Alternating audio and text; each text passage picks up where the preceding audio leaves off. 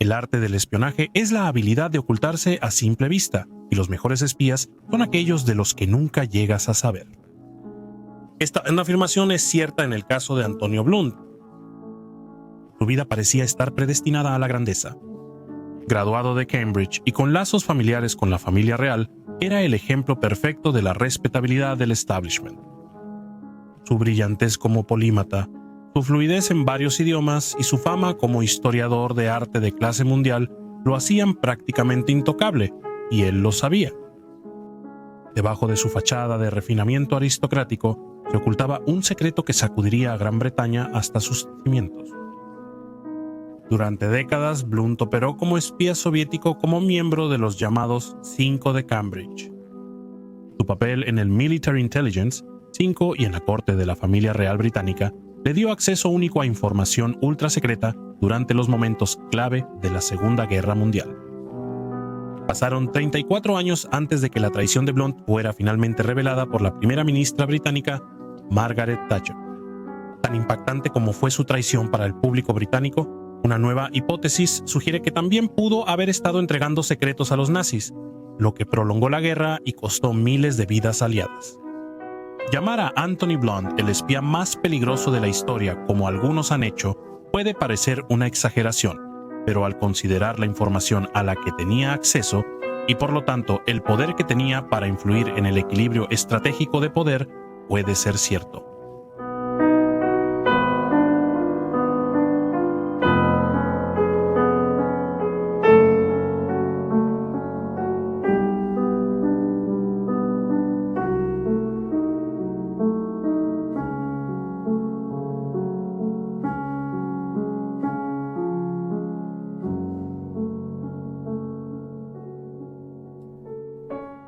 Anthony Blunt nació el 26 de septiembre de 1907 en Bournemouth, Hampshire, en una familia con una fuerte tradición anglicana.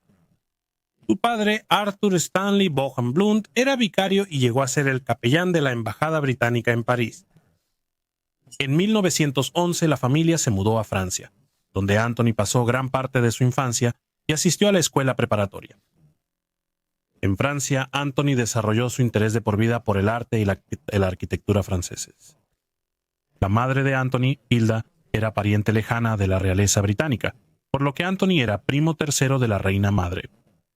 La familia Blunt estaba firmemente establecida en el establishment británico, lo que facilitaría muchas oportunidades profesionales y sociales a Anthony en el futuro. Al volver a Inglaterra como adolescente, Blunt estudió en Marlborough College de 1921 a 1926. Allí se unió a la Sociedad de Amici, un grupo de intelectuales de tendencia izquierdista, y en 1928 fundó Venture, una revista que presentaba a escritores de izquierda. En esta etapa de su vida, Blunt ya era un firme partidario del comunismo internacional. Luego estudió en Trinity College, Cambridge, primero matemáticas y después lenguas modernas, graduándose con honores de primera clase en 1930. Mientras estaba en la universidad, Anthony Blunt se involucró con una sociedad secreta de intelectuales que se hacían llamar los Apóstoles. La Universidad de Cambridge fue un centro de pensamiento y actividad comunista y marxista en la década de 1930. Como tal, la universidad era un terreno fértil de reclutamiento para la Comisariado del Pueblo para Asuntos Internos, la agencia de inteligencia soviética y precursora de la KGB. El clima político polarizado de los años 30 hizo que muchos jóvenes desilusionados vieran atractivas las ideologías de izquierda. La Gran Depresión, el auge del fascismo en Europa continental como se vio en la Guerra Civil Española y en la Alemania nazi, y los fracasos percibidos de las democracias capitalistas occidentales llevaron a muchos a ver el comunismo como el antídoto para todos los problemas del mundo. En palabras de Ernesto Folkman, la Gran Bretaña de la posguerra fue una época de ilusiones rotas y futuros sombríos en la que la ideología marxista fue cultivada y floreció. También se había puesto de moda entre la joven intelectualidad, muchos de los cuales se encontraban entre los estratos más altos del sistema de clases británico, participar en una rebelión ideológica. Antonio Blunt también era homosexual en una época en que eso era ilegal en Gran Bretaña. Esto lo puso en conflicto personal con el Estado y la sociedad. Quizás dándole valor, para abrazar una ideología que también estaba en conflicto con el establecimiento. Su visita a la Rusia soviética en ese periodo también lo acercó más a la izquierda política. Gracias a los apóstoles, Blunt conoció a personas afines como Guy Burgess.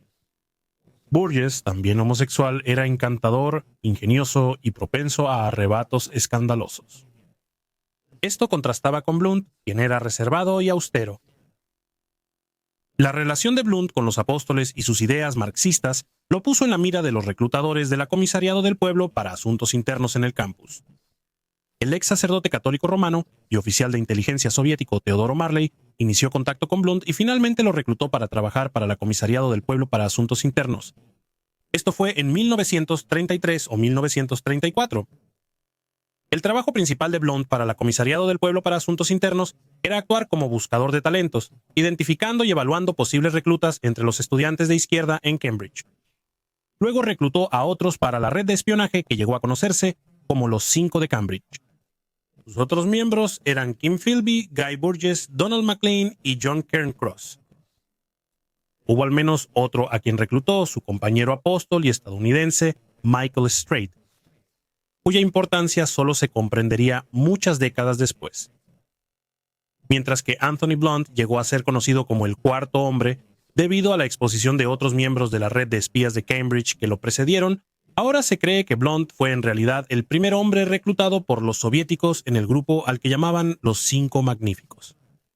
Sin embargo, existe debate sobre si fue Blunt quien reclutó a Burgess o viceversa, ya que Blunt afirma que fue el carismático y caprichoso Burgess quien lo reclutó a él para la causa soviética. Ha habido acusaciones de que Blunt utilizaba su sexualidad como un arma en su estrategia de reclutamiento soviético, seduciendo a posibles reclutas y luego amenazándolos con exponerlos si no seguían sus órdenes.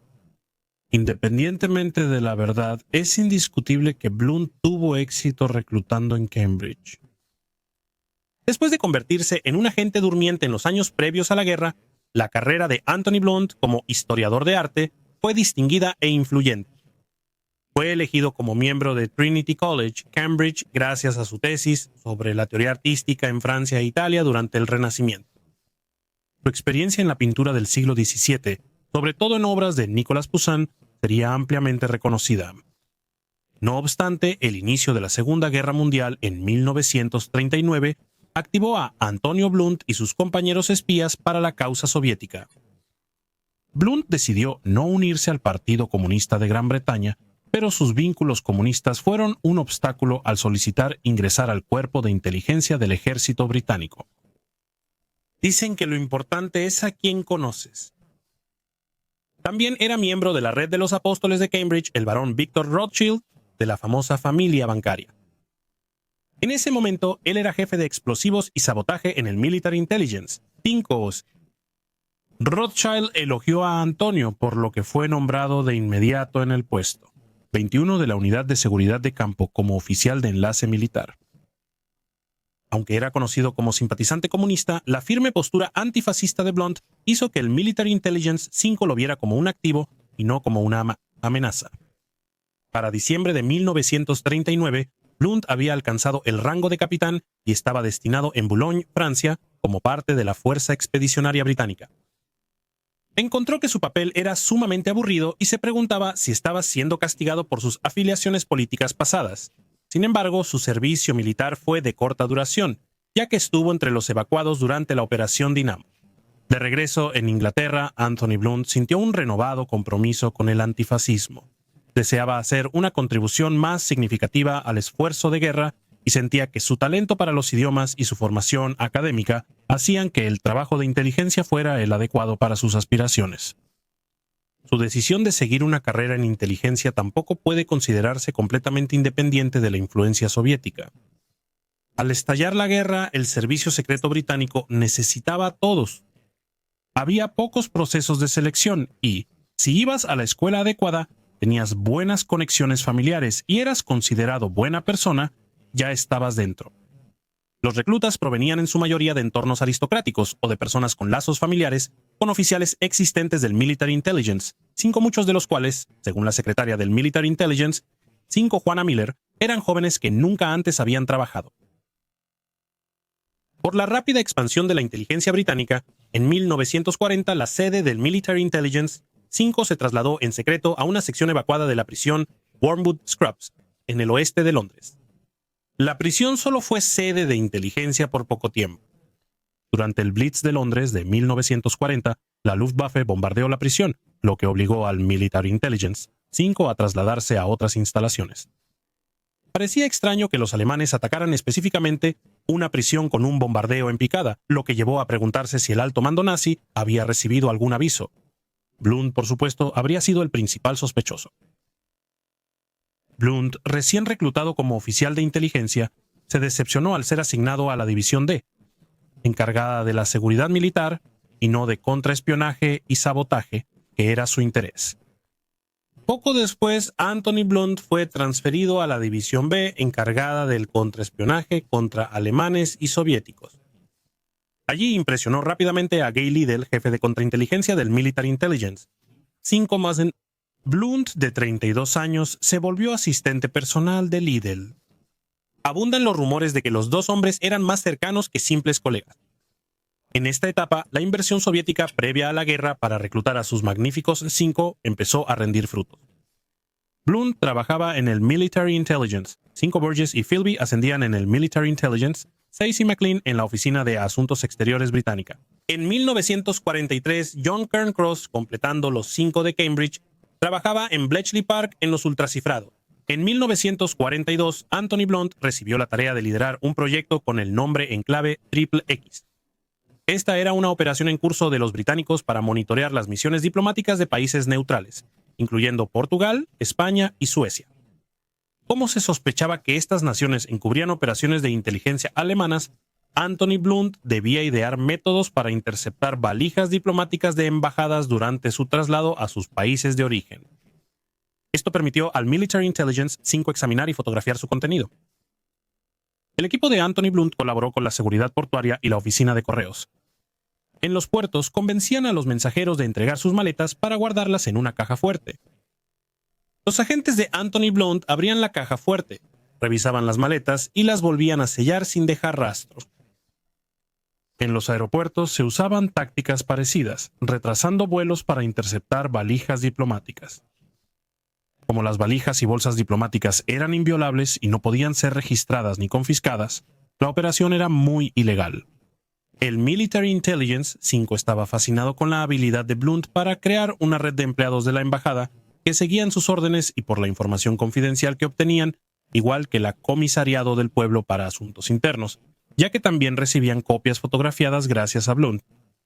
Blunt también vigilaba los movimientos del personal diplomático y extranjeros, información que entregaba tanto al Military Intelligence 5 como a la KGB.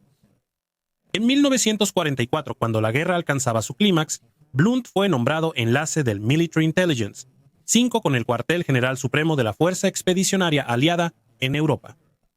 Esta posición le permitió acceder tanto a la inteligencia de ULTRA, la operación británica secreta de descifrado, como a planes clave, incluyendo la invasión de Normandía.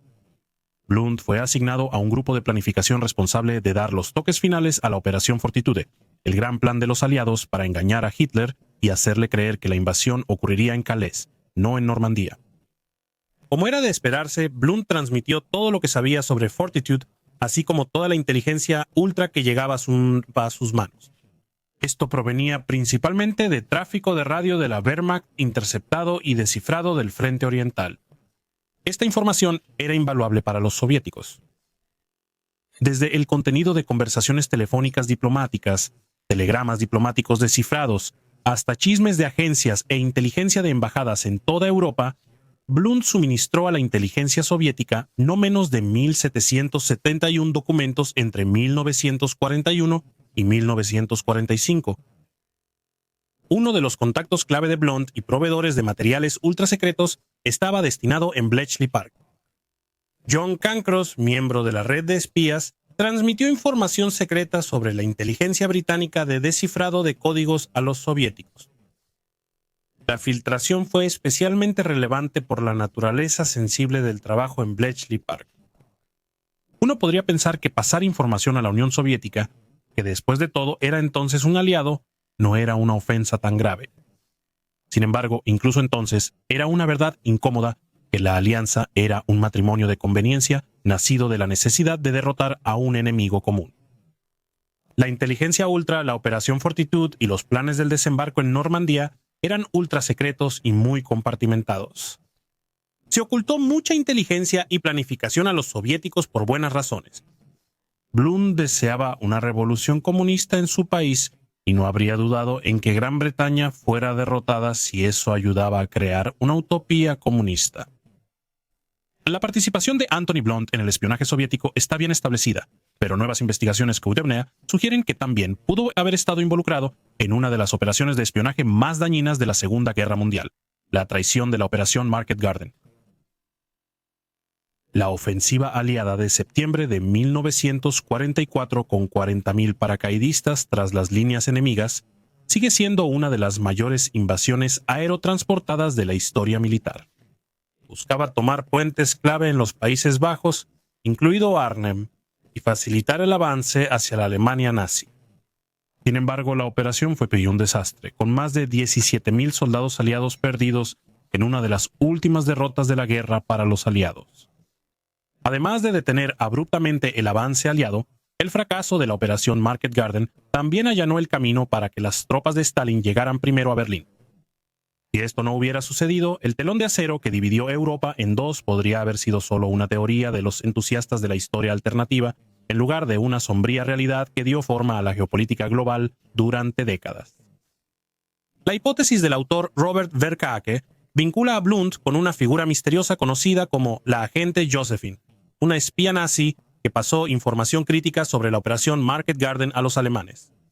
Las advertencias de Josephine permitieron a las fuerzas alemanas anticipar los ataques aliados y preparar una defensa efectiva. La identidad de Josephine ha sido tema de especulación, pero estos hallazgos sugieren que Blunt pudo ser la espía. A mediados de 1943, los descifradores de códigos en Bletchley Park comenzaron a interceptar comunicaciones firmadas por la misteriosa agente Josephine. Un oficial del Military Intelligence, 5 calificó las comunicaciones descifradas como la mejor inteligencia ilícita obtenida por el enemigo que haya visto. La inteligencia británica identificó rápidamente al contacto de Josephine, el abogado alemán Karl-Heinz Kramer, que trabajaba en la embajada alemana en Estocolmo. ¿Y sabes quién fue asignado para investigar al infiltrado para el Military Intelligence? 5C. Nada menos que Anthony Blunt en persona. Mientras Blunt hacía las primeras averiguaciones y posiblemente interfería en Gran Bretaña, el Military Intelligence 6 tenía a un hombre en Estocolmo, Peter Falk, quien estaba haciendo su propia investigación. Falk logró reclutar a la ama de llaves de los Kramer, quien le tenía una fuerte antipatía a la señora Kramer. Usando una porción de mantequilla fría para crear una impresión de la llave de la caja fuerte de Karl Kramer, el Military Intelligence 6 pudo crear un duplicado. Copias de documentos encontrados en la caja fuerte revelaron información extraordinariamente sensible relacionada con el esfuerzo bélico aliado, información que solo pudo haber sido obtenida por alguien de alto rango en la inteligencia británica. Peter Falk regresó de inmediato a Inglaterra con copias de los documentos. El 23 de diciembre de 1943, se reunió con Anthony Blunt en el Reform Club para discutir sus hallazgos. Después de decir que estaba muy preocupado de que los planes británicos y estadounidenses para la Europa de la posguerra cayeran en manos soviéticas a través de Kramer, se dice que Blunt perdió los estribos de manera poco habitual, primero sugiriendo que los documentos eran falsos y luego afirmando categóricamente que no había posibilidad de que se estuviera filtrando información a los soviéticos. Blunt salió del club esa noche con los documentos, prometiendo investigar más y reportar a sus superiores en el Military Intelligence 5C. No hay pruebas de que lo haya hecho. Cuando Blunt finalmente identificó a un posible sospechoso, señaló a un diplomático sueco indiscreto llamado Frank Serval como el topo. Sin embargo, incluso después del arresto de Serval, la información de inteligencia siguió llegando a los nazis, lo que generó sospechas de que Blunt había protegido a la verdadera fuente, él mismo. La posibilidad de que Anthony Blunt también estuviera trabajando como espía para la Alemania nazi presenta una nueva y radical reinterpretación de su legado. Robert Verkay cree que fue el propio Blunt quien era Josephine y que su papel en sabotear Market Garden coincidía tanto con los intereses nazis como soviéticos. La teoría plantea que, al frenar el avance aliado a Alemania, Blunt pudo favorecer el objetivo soviético de dominar Europa del Este. Si Market Garden hubiera sido exitosa, los aliados probablemente habrían llegado a Berlín antes que los soviéticos, cambiando el equilibrio de poder tras la guerra. Al garantizar el fracaso de la operación, Blunt pudo estar impulsando las ambiciones territoriales de Stalin. El argumento es que Blunt no apoyó la invasión de Normandía porque abrir un segundo frente en Europa también beneficiaba a los soviéticos. Aunque es una teoría interesante, las agencias de inteligencia británicas seguían divididas sobre la existencia de Josefina, y algunos la consideraban solo una invención o un nombre en clave para varios agentes encubiertos. La idea de que Antonio Blunt pudo haber sido tanto un espía soviético como nazi lo marcaría como una de las figuras más traicioneras de la historia moderna. Si se prueban, sus acciones causaron la muerte de miles de soldados aliados y alargaron la guerra.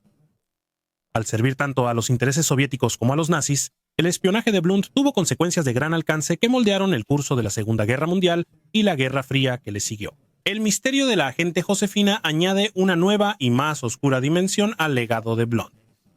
Sin embargo, Miranda Carter, la autora de Sus vidas, la biografía fundamental de Anthony Blunt, sigue siendo muy escéptica de que Blunt pudiera haber sido la agente Josefina.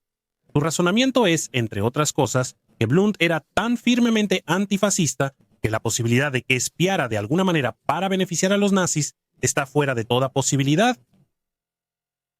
Tras la guerra, Anthony Blunt abandonó la inteligencia y volvió a la vida académica. En 1945 fue nombrado inspector de las pinturas del rey por el rey Jorge VI. Este fue un cargo que continuó desempeñando bajo la reina Isabel II. Este prestigioso cargo lo acercó a la familia real y le dio acceso a las residencias reales y a sus colecciones de arte. Su cercanía con la monarquía y su reputación como experto en arte le proporcionaron un aura de respetabilidad que ayudó a desviar las sospechas. Blunt también fue nombrado director del Instituto Kurt Old de Arte en 1947, ayudando a transformarlo en una institución de renombre mundial. También fue profesor de Historia del Arte en la Universidad de Londres y fue elegido miembro de la Academia Británica, llegando incluso a servir como su vicepresidente. En agosto de 1945, el rey Jorge VI encomendó a Blunt una misión secreta crucial para la familia Windsor. Blunt debía acompañar a Sir Owen Morshead, bibliotecario real, en un viaje al castillo de Friedrichshof, cerca de Frankfurt, Alemania. El propósito aparente de esta misión era recuperar una abundante correspondencia escrita por la reina Victoria a su hija, la emperatriz Victoria, madre del Kaiser Guillermo II. No obstante, había un aspecto más delicado en esta tarea que exigía discreción. La misión real de Blunt era recuperar cartas que probarían que algunos miembros de la familia real británica eran más que simples simpatizantes nazis. El duque de Windsor, Eduardo VIII, que abdicó para casarse con la divorciada Wallis Simpson, era un nazi ferviente. Su apoyo al fascismo nazi era tan fuerte que, en una visita a Alemania en 1937, Adolf Hitler aceptó poner al duque como líder de un gobierno títere tras conquistar Inglaterra. Se consideró tan crítica la posible revelación de esas cartas que la misión secreta de Blunt y Morshead fue autorizada personalmente por el rey y el primer ministro británico Sir Winston Churchill. Los dos hombres recuperaron con éxito las cartas, pero se cree que Blunt fotografió en secreto los documentos y se los entregó a su contacto soviético, Yuri Modin. Esta misión, al preservar la historia o ocultar información dañina, muestra la confianza que la familia real y el establecimiento británico tenían en Blunt. Aunque las actividades de espionaje directo de Blunt disminuyeron a medida que la guerra en Europa llegaba a su fin, él mantuvo contacto con agentes soviéticos. Siguió compartiendo chismes de sus ex colegas del Military Intelligence, 5 especialmente de su ex jefe Guy Liddell, y entregó fotos tomadas con su Leica de documentos obtenidos de Guy Burgess.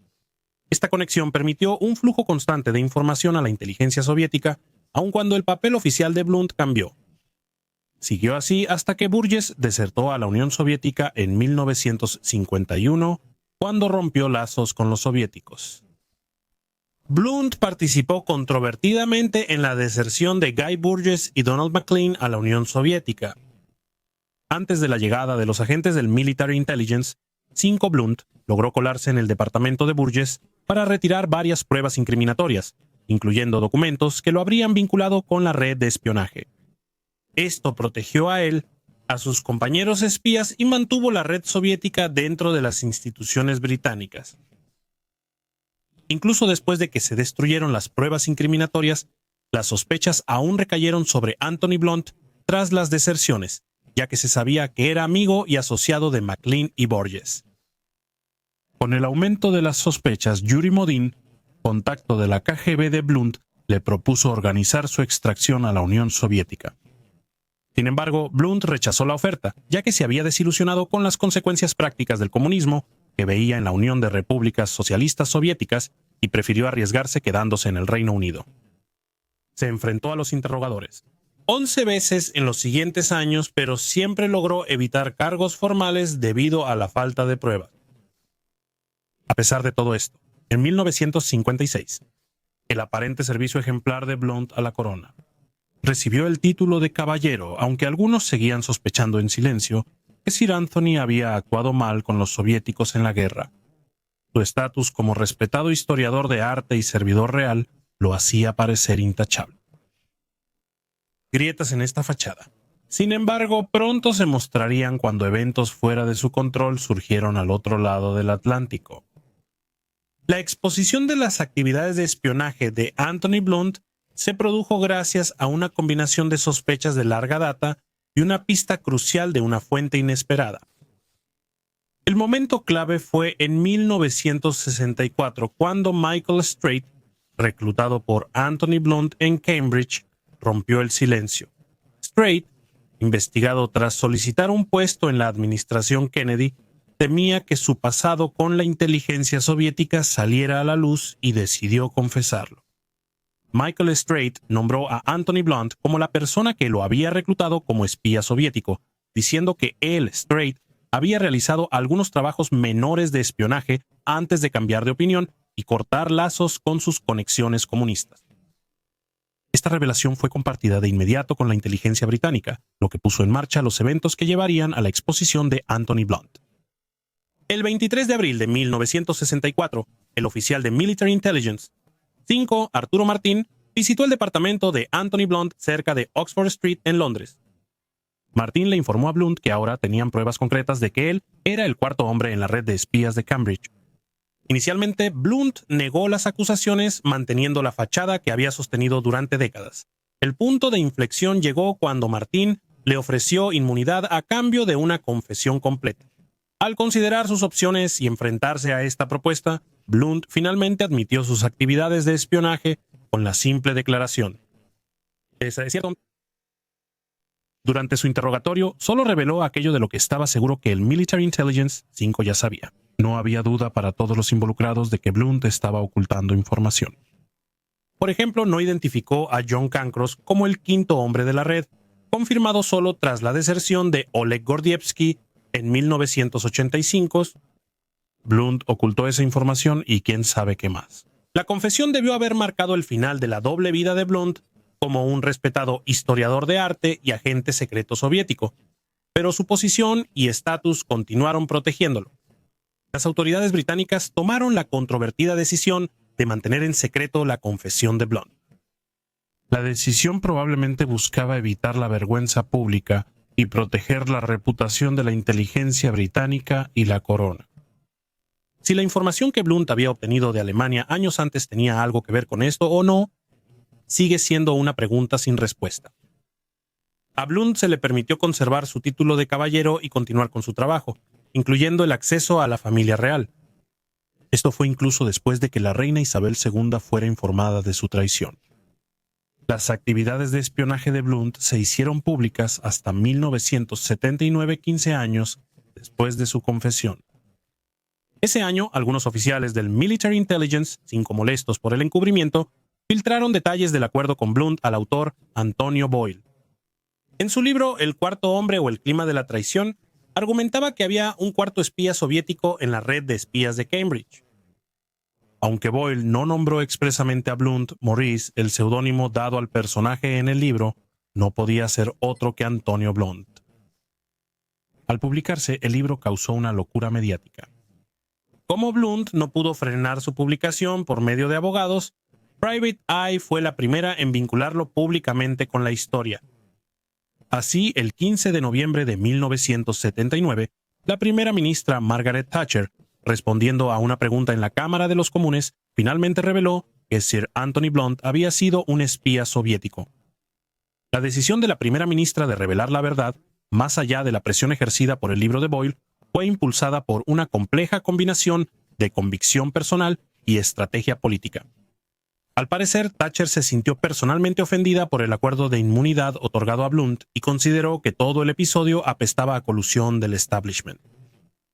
La decisión de Thatcher fue respaldada por muchos en el Military Intelligence, 5 que resentían la protección a un traidor, y provocó un debate sobre el manejo de la red de espías de Cambridge y la penetración soviética en el establishment británico.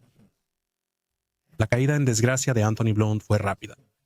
Pocas horas después del anuncio de Thatcher, le retiraron la distinción de caballero. Perder su título solo fue el inicio de su desgracia pública. La reputación de Blunt en el ámbito académico y artístico se desplomó. Fue removido de su puesto en el Trinity College, cortando sus lazos de muchos años con la institución donde su carrera académica había florecido y donde había comenzado su carrera como espía. La Academia Británica, de la que Blunt era miembro, recibió presiones para expulsarlo. Para evitar la humillación de ser expulsado, Blunt renunció. Además, renunció de inmediato a su cargo más prestigioso, inspector de las pinturas de la reina, puesto que ocupaba desde 1945. Esta separación de la Casa Real fue especialmente significativa dada su larga relación con la monarquía y la confianza que se le había otorgado a pesar de conocerse su espionaje. La reputación de Blunt como historiador del arte, que había construido durante décadas, quedó irremediablemente dañada. Su trabajo académico, antes muy respetado, quedó manchado por su traición. La exposición pública generó intenso escrutinio mediático y condena. Blunt, quien gozaba de privilegios en la sociedad británica, se volvió un paria de inmediato. Tuvo que aislarse, ocultándose de la prensa y la indignación pública. Anthony Blunt solo hizo una rara aparición pública en una entrevista televisada el 20 de noviembre de 1979. Esta entrevista, transmitida en el noticiero News at 10 de RTN, mostró a Anthony Blunt explicando su decisión de espiar para la Rusia soviética. Él presentó sus acciones como poner la conciencia antes que el país en la causa del antifascismo y afirmó que seguía siendo leal a la corona. Negó categóricamente que sus acciones durante la Segunda Guerra Mundial hayan puesto en riesgo alguna vida, afirmando que la información que entregó a los soviéticos era casi exclusivamente sobre los servicios de inteligencia alemanes y que no tenía acceso a información sobre agentes británicos o defensas militares. Comentó sobre su trabajo con la familia real tras su confesión en 1964, explicando cómo logra separar sus roles como esquizofrénica. Cuando se le preguntó por ser llamado traidor, Blunt admitió que fue así, pero afirmó no haber traicionado su conciencia. Anthony Blunt finalmente se retiró de la vida pública.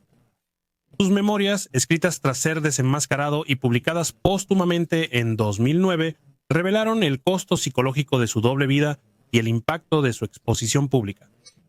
Blunt prefirió no aclarar el alcance de su traición. Sus escritos hicieron poco para rehabilitar su reputación, ya que su contrición fue atribuida al arrepentimiento por haber perdido su posición social y estatus, más que a un remordimiento genuino. Hasta el día de hoy, Anthony Blunt sigue siendo un tema de fascinación y debate duraderos. En la cultura popular, la doble vida de Anthony Blunt ha sido retratada en numerosos libros, documentales y dramatizaciones, incluyendo la serie The Crown de Netflix.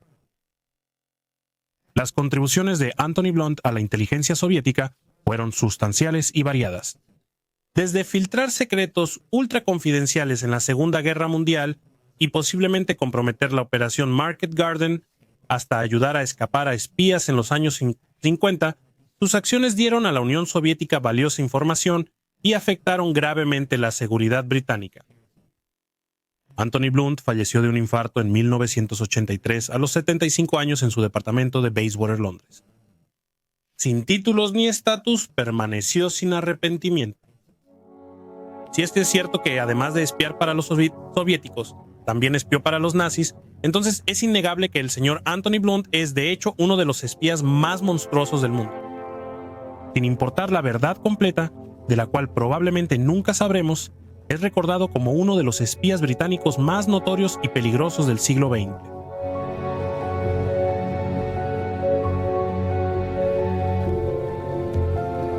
Gracias.